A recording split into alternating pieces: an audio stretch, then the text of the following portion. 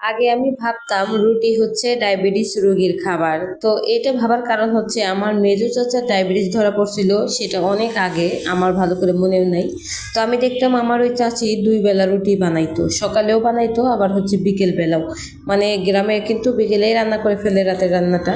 তো আমার ওইখান থেকে ধারণা যে রুটি হচ্ছে ডায়াবেটিস রোগীর খাবার।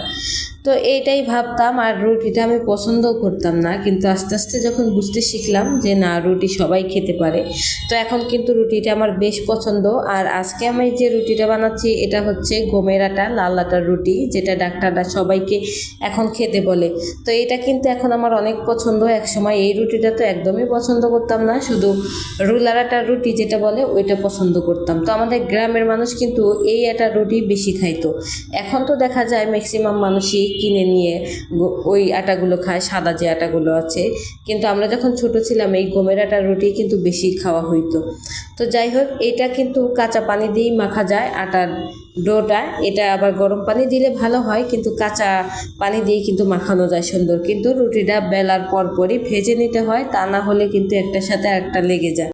এই গমের আটা রুটি ছোটবেলা কিন্তু গুড় দিয়ে খেতে বেশ ভালো লাগতো, এখনো ভালো লাগে, কিন্তু এটা পাওয়াই একটু কষ্টকর হয়ে গেছে। যাই হোক, আমার হাজব্যান্ড হচ্ছে এটা বেশি পছন্দ করে না, কিন্তু পুষ্টিগুণ আছে এটা শুনে আবার খেতে চায়। আমার তো ভীষণ মজাই লাগে এটা।